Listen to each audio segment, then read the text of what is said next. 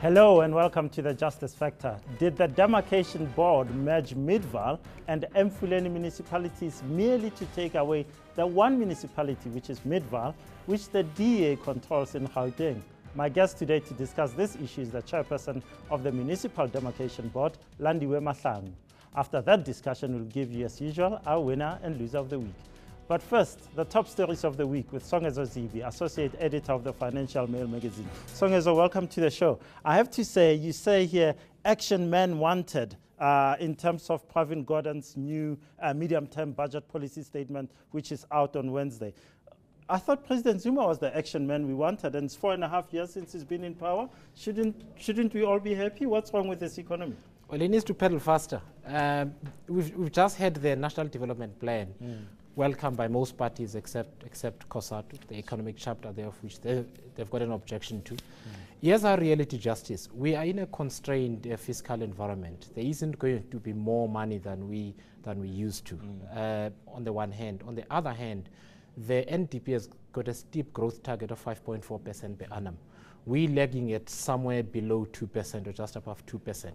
That means we're already behind. So if we're going to catch up with that target, we need to do something drastic and do it real fast. Can Pravin Gordhan do something drastic? Can President Zuma support him to do something drastic, given that, I look at the GDP numbers that he's projected. He said, for example, for this year, he said we'll do 2.7%. He's already saying, no, it will only be 2.2% if we're lucky. Last year, it was supposed to be more than 3%. We only did 2.5%.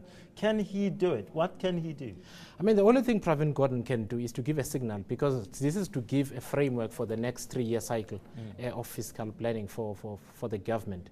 What needs to happen, though, is tough political decisions to reprioritize spending so that we don't waste as much money, we curtail corruption, and we get rid of some of the things where I believe they're not critical to supporting economic growth, to supporting SMMEs, for instance, to supporting the employment of the youth and so on.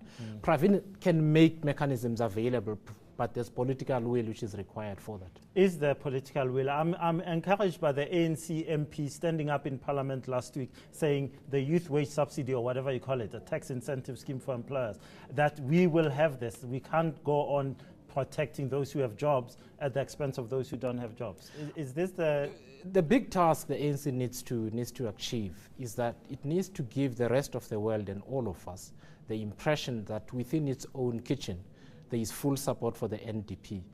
COSATU is unhappy with the economic chapter, and that economic chapter is at the heart of the NDP. For me, if we can't get consensus within the ANC, I think it's going to become difficult to gain the momentum that is required. What if you have consensus within the ANC, but you don't have consensus within the tripartite alliance? I mean the tripartite alliance. The ANC has already adopted at Mangaung that they support the NDP, so there is no question there. But COSATU is a critical part of the tripartite alliance. There is a constraint. There's an election next year. And they've got to be very careful about not dismissing COSATU, because that could have an impact on an already complicated relationship. NUMSA is already saying, this isn't good. We're going to walk away from this if you don't do something about it. Is the ANC scared of this? I don't think the ANC should be scared. The ANC had over 10 million votes at the last election, right? It's got over 1 million members. I'm not sure how much NUMSA can hold the whole ANC to ransom. I consider it saber-rattling and maybe overstating their position. Does President Zuma have the gumption to say, yes, I'm going forward with the NDP, it's going to be the manifesto for this election? He hasn't shown it so far, but I think he's got the room to do that. Strong endorsement at Mangaung. What else does he want? That's a story I want to talk to you about. It's troubled me. The case of Lawrence Moepi, the forensic auditor who did work for the public protector on the arms deal and so forth at the auditing firm Gobodo. He was murdered in the car park of his office block on Friday morning. What kind of country am I living in here? Well, it's not just about Lawrence Moepi Justice. There was another hit last week. There were 2 hits, high-profile hits. There was also the guy who was called somebody, the cripple, in Bedfordview, who was also shot. What concerns me, we've become the kind of city or the kind of country where people get shot in broad daylight.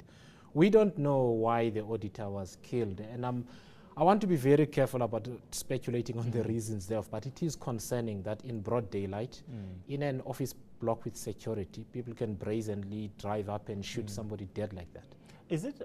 How do we stop these things from happening? I mean, the Bedford View case you mentioned, you know, there's a lot of talk of an underground of a mafia going on there. How do we stop this stuff?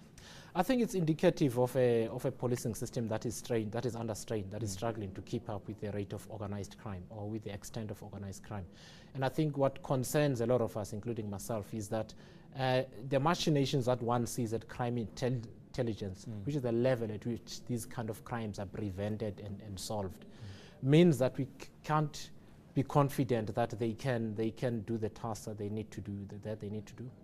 We had the case of the two babies, 2 and 3-year-old in Diepsloot being murdered, and the police actually found those people pretty quickly then. It's after the fact, Justice. I think the question that we need to ask is, what kind of society are we? This is not a policing problem. There's something seriously wrong in our society which causes us to either rape our children or kill them. And I think we need to ask ourselves very serious questions about how to reconstruct our social fabric. A large part of that is the conditions in which people live, but at the same time, this kind of brutality that we see towards people that we should protect is extremely worrying. It is. Songezo Zibi, thanks so much for your time. I look forward to seeing what Pravin Gordhan does with this medium-term budget policy statement. Thanks so much. After the break, we asked the Demarcation Board why it wants to break up a DA-controlled municipality.